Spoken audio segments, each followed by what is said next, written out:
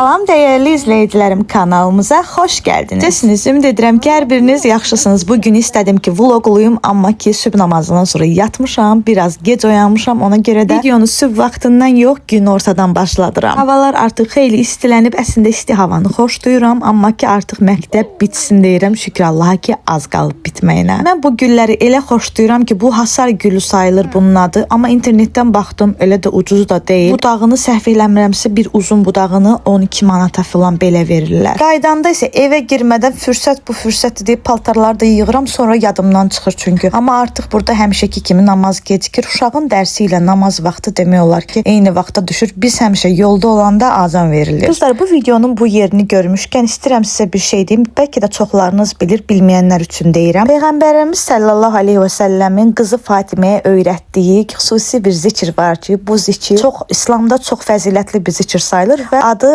Təsbih-i Fatimiyyə adlanır. Dediyim kimi çox təsirli və çox fəzilətlidir. Adətən bunu biz namazdan sonra eləyirik, amma elə eləyirik ki, onunla bərabər həm zikr eləyəndə bir də görürsünüz ki, danışırıq da, fikrimiz də yayınır. Bu belə fəzilətli zikri yəni edərkən özümdə də olub. Elə bil ki, namaz vacibdir, amma ki, bu zikr vacib deyil. Bunu eləyən vaxt nəsə söz deyəndə də cavab veririk, yarımçıq da qoyuruq. Həmən bu zikr o vaxtı yəni ortaya çıxıb ki, bir gün xanımımız ev işlərində çox yorulduğu üçün Peyğəmbərimizin yanına gəlib xidmətçi istəyib özünə ki, ev işlərində mənə kömək etsin. Həmən vaxt Peyğəmbərimiz isə deyib ki, Fatimə, sənə elə bir zikr öyrədəcəm ki, xidmətçidən daha xeyirlidir sənin üçün. Bildiyiniz bu namazdan sonra dediyimiz zikirdir, amma bunu yatmazdan əvvəl mən deyirəm. Yəni əslində yatmazdan əvvəl yəni hədislərdə də buyurulub ki, deyilsin. Yəni çox faydalıdır. Hansı ki, bildiyiniz kimi 34 dəfə Allahu Ekber, Elhamdülillah 33 dəfə, Sübhanallah 33 dəfə. Bu zikri Peyğəmbərimizin öz övladını öyrətməsi artıq burada bilinir ki, nə dərəcədə fəzilətli bir zikirdir. Hədislərə görə insana mənəvi güc verir, günün yorğunluğunu bədəndən atır, insana Allaha bağlayır, işləri yaxşılaşdırır. Yəni bir sürü fəziləti var, bir sürü xeyri var. Ona görə də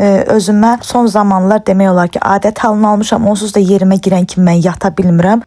Elə yəni yatmamışdan əvvəl bunu deyirəm, daha sonra yatıram. Bu arada evdə nə zamandır almışam belə kakos var idi. 2 dənə də malako vardı. Əslində bu balaca çox dadsız çıxdı. Ona görə də böyüdən də elədim. İnternetdə görəsə qabağıma çıxdı ki, belə bir kakosdan, malakodan evdə də elə var idi. Rafaello düzəltmək olur. Yoxladım, dadı yaxşı idi. Yəni deyim ki, dəhşət idi, yox, amma ki pis deyildi. Yəni dadlı idi, dadı. İçində də evdə badam yox idi. Qoz var idi, fındıq vardı, amma qozla xoşlamıram. Fındıq istədim ki, qoyum, amma ki 5-6 dənə fındıq qoyacağam. Onun ötürü qovurmaq istəmədim. Kimdə onun ötürü bir tava bulayan. Ona görə qovrulmamış fındığı da içərisinə qoydum. Yumurladım. Əsas odur ki, yəni şirniyyat olsun. Dadlı idi. Yəni adama harda səhv eləmirəmsə 3 ədəd düşdü. Balaca o gördüyünüz qabdan adama hardasa 3 ədəd düşdü. Yəni şirniyyat istəyimizi qarşıladı deyə bilərəm, dadlı idi. Əslində internetdə belə bir resept görmüşdüm. Malako ilə kakosu qarışdırır. Daha sonra üzərinə ərinmiş şokolatı tökür. Ərinmiş şokolatı da bounty formasında deyilir, qoyur soyuducuya. Amma ki şokolat yox idi ki, evdə əridim onun üstünə töküm. Yəni o variantda eləsəniz məncə daha dadlı çıxar. Bayaqları danışırdım, o yerində deyə bilmədim. Piraşki bişirmək istəyirəm bugün. 2-3 gün bundan əvvəl piraşki bişirmişdim. Elə çox bəyənildi ki, ən sadə reseptlə, o Mayfut Şanlı'nın resepti ilə bişirirəm. O xanımın reseptlərini çox bəyənirəm. Həqiqətən də işində peşəkardır. Bu arada 2 gün bundan əvvəl elə evlərdə toz soranlamışdım. Ona görə üzdən toz soranlayıram. Hər nəysə onu çox bəyəndilər. O piraşkini o qədər xoşladılar ki, indi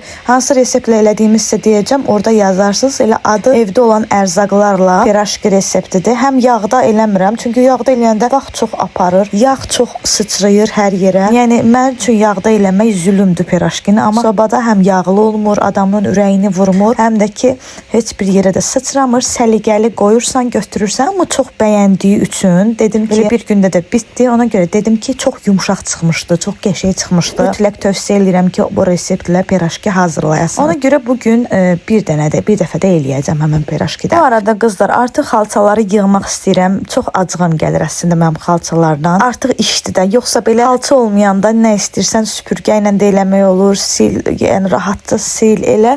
Çox rahatdır. Bir də mənim əlim əsir deyə, yəni tez-tez əlimdən nəsə salmağa meyilliyəm. Çünki tələskən iş görənəm. Ona görə də bizim xalçaların üstü o qədər bərbad olur ki, indi də belə yığandan sonra xalçaları saxlayıram. Daha sonra verirəm yuduzdurmağa. sonra elə bağlı şəkildə də qalır. Hava soyuyan kimi açıram. Həyətdə əslində yumaq olar, amma bilmirəm həyətdə təmiz olur ya olmur. Siz həyətdə yuyursunuz ya yuduzdurursunuz. Mənim əslində ən xoşladığım şey uşaqlıqdan həyətdə belə xalça yumaq idi. Keçən il də dedim ki, heç olmaya 2 dənə xalçanı mən həyətdə yuyum. Anam dedi ki, güllərin şampunlu su gedəcək, güllər yanacaq. Ona görə də yox, şampun həyətdə yuma. Amma elə xoşum gəlir ki, əvvəllər belə qazan qapağı ilə yuyardıq, üstümüzə şlankla su tökərdilər, pol taxtasıyla belə qaşıyardıq. Həqiqətən də onun öz yeri var. Uşaqlıq deyəndə uşaqlıq xatirələrinin içərisində biri də elə xalça yumaqdır. Ona görə uşaqlıqda mən əvvəlki hökumət evimizdə balaca xalçaları Hüseynlə birlikdə yuyardım ki, onun üçün də xatirə qalsın. Amma artıq onda uşaq idi. Elə bilirəm ki, xatırlamaz. İndi istəyərdim ki, təkrar yuyum, amma qorxuram ki, rəngi açılmaz. Bu koridordakı xalçalar əslində o biri evimizdən qalan xalçalardı. Orada rəngləri bir-birinə düşürdü. Biri koridorun idi, biri qonaq otağının idi. Sadəcə bu evə gələndə artıq çox xərc çıxmışdı. Dedi ki, yavaş-yavaş imkan olduqca xalçaları dəyişdirərik. Ana da dedi ki, uşağın ayağının altı boş qalmasın. Məndən olsaydı ümumiyyətlə xalça sərməzdim. Amma ki,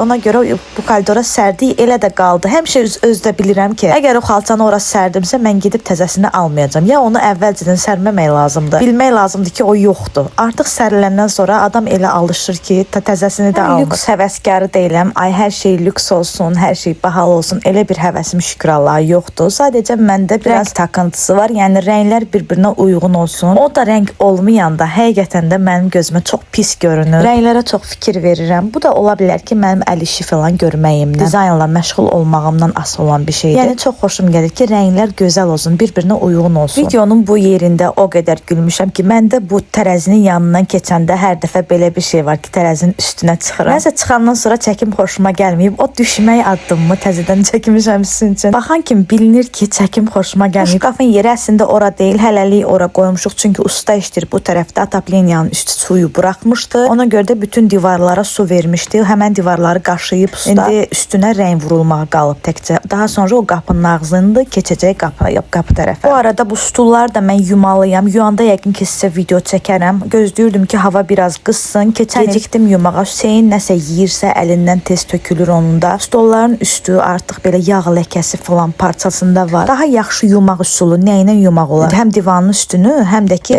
stulların üstünü nə ilə qəşəng təmizləmək olar? İnternetdən baxacağam.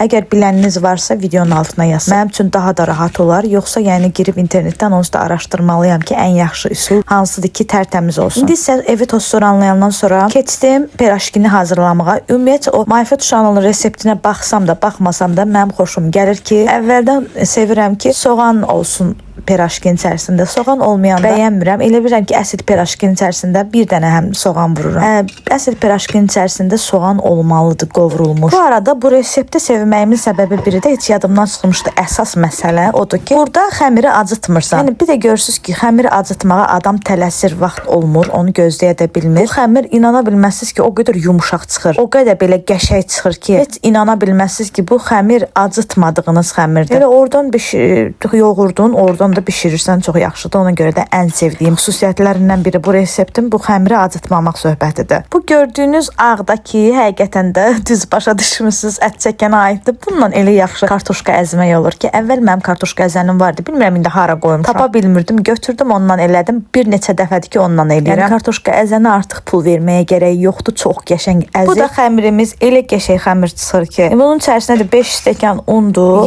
yarım stəkan duru yağdır sadəcə. Daha sonra bir qaşıq duzdur, bir qaşıq şəkər tozudur, bir dənə maya. İnana bilməzsiniz ki, bu cür qəşəng xəmir alınır. İçərisində də demək olar ki, heç nə getmir. Həqiqətən o xanıma təşəkkür edirəm ki, belə reseptlər, gözəl reseptlərlə bizə yol göstərir. Çünki mən bu belə işlərdə deyim ki, çox əlayam, professionalam yox. Mən belə eləyə bilirəmsə, deməli bu əla reseptdir. Birini də götürürsən belə 4 yerə böləndən sonra birindən də göstərir ki, 8 dənə çıxardı. Özü də mən bu balaca kündələri heç vaxt nədənsə mən fikir vermişəm. Bundan neçənci dəfədir. Belə ki, bölürəm ha. Məsələn, orada 8 dənə kündə yazılıb, düzdür? Mən belə böləndə tam biri balaca çıxır, biri böyük çıxır. O necə ideal eləyirlər. Görürsüz, qıraqlarından kəsib artıq qırağa qoymuşam. Yəni o qüsurlarını burada kəsmişəm.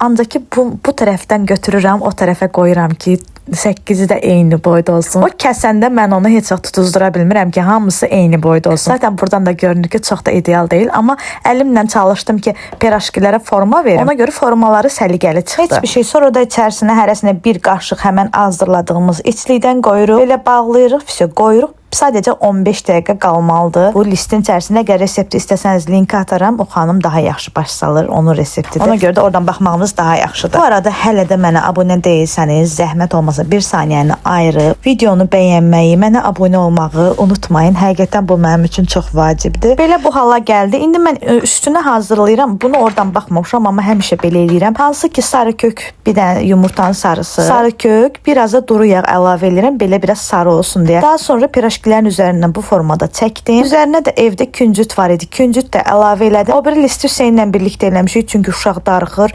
Bilmirəm ki, onun başına necə qatım, mənim də işim var. Ona görə də məcbur onunla birlikdə eləyirəm. Piraşkilər lap əyri çıxsa belə onun elədiyi səhvləri düzəltməməyə çalışıram ki, deməsin ki, mənim işimi bəyənmədi. Onunla birlikdə elədik. Bu formada o qədər tez bişir ki, 150 dərəcədə sobada bişiririk, sonra hazırdır. Və mənim elə xoşuma gəlir ki, küncütü belə vuranda üstünə çox gözəl görüntü alınır. Dədə-babadan belə nənələrimizin bişirdiyi o çörəklər falan. Nəsə o elə bir abu-hava verir mənə deyə çox xoşum gəlir belə küncütləməyə. Qəşəng bişdi. Bu görüntüyə baxanda deyirəm ki, necə də qoçaq qızam. Həqiqətən məndən belə ideal, belə düppədüz piraşkilər çox qeyri-adi bir şeydir. Çünki mən tələsik eləyənəm, əyri eləməyə meyliyəm. Hələ belə bir görüntü də qoydum çay dəsmalının içərisinə. O da xoşuma gəlir. Elə görüntü həqiqətən xoşuma gəlir. Elə təriflədim ki, əminəm ki, piraşki xoşlamayanlar belə gedib piraşki bu dəqiqə bişirəcək. Əgər siz sınamamısınızsa, bacınız sizin yerinə sınayıb. Çünki bu dəqiqə gəlinimizə falan hamısını da demişəm, hamısı da yoxlayıb, hamısı da çox bəyənib. Bu hansı ki, təzə dəb düşüb, bu deyri, soğandır. İçərisinə biraz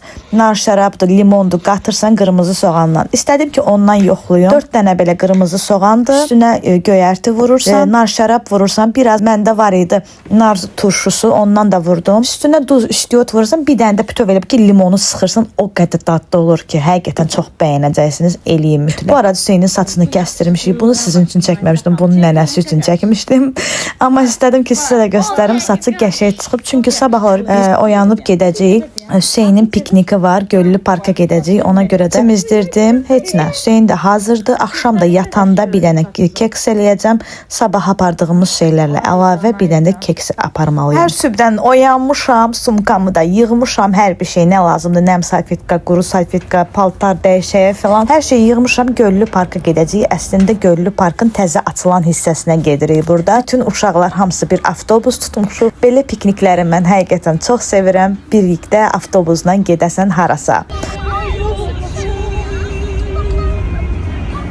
Əslində biz videoda baxmışdıq, Göllü parkda təzə atraksiyonlar falan var, pulsuz, həm də o qədər gözəldir. Araşdırın. Sadəcə bizim qızlar getdi, baxdı, dedilər həmən yer, o sürüşkən falan olan yer biraz qumluqdur. Ona görə də bizə lazım idi ki, yaşıllıq süfrəmizi belə sərək. Evdən hərə belə yeyib içmək falan gətirmişdi. Hələ burada bizim yeməklərimiz gəlməyib. Yemək də sifariş vermiş. Uşaqlara nagets falan, kartoşka, dönər, lahmacun falan sifariş vermişdik. Müəlliməsi ilə uşaqlar da gözəl gün keçirdi. Həqiqətən bizim üçün də çox əyləncəli gün oldu. Düşünürəm ki, biz şanslıyıq ki, bizim müəlliməmiz belə bir idarə etmə qabiliyyəti, belə bir mehribançılığı, belə bir təşkilatçılıq qabiliyyəti var. Həqiqətən uşaqlar o qədər gözəl əyləndilər ki, Hüseyn 2 dəfədir gələndə dedi ki, ana hər şeydən doydum. Çünki Hüseyn hər dəfə parkdan falan gələndə nədənsə ağzı əyri qalır. Bu uşağı heç vaxt razı salmaq olmur. Deyir ki, biraz da gərək əylənərdi. Amma bu səfər nəsə ağzı düz oldu, şükür Allaha. Artıq 5-ə işləyirdi deyəsən, evə gəldik, dincəldik.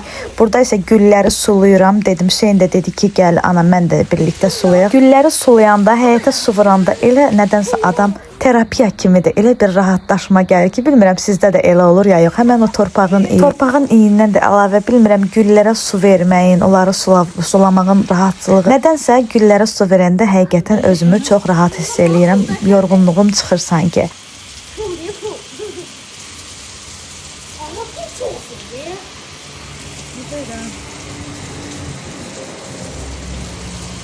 Divarlar da artıq çoxu tökülüb. Yəqin ki, ikimiz gələn videolarda filan hansısa birində Vıxadnoyda yəqin ki, oraları da düzəldərik artıq. İstəyirəm burada videonu sonlandırım. Çox təşəkkür edirəm ki, videonu bura qədər izləmisiniz. Sağ olun, gələn videolarda görüşənə qədər özünüzə yaxşı baxın. Allaha əmanət olun.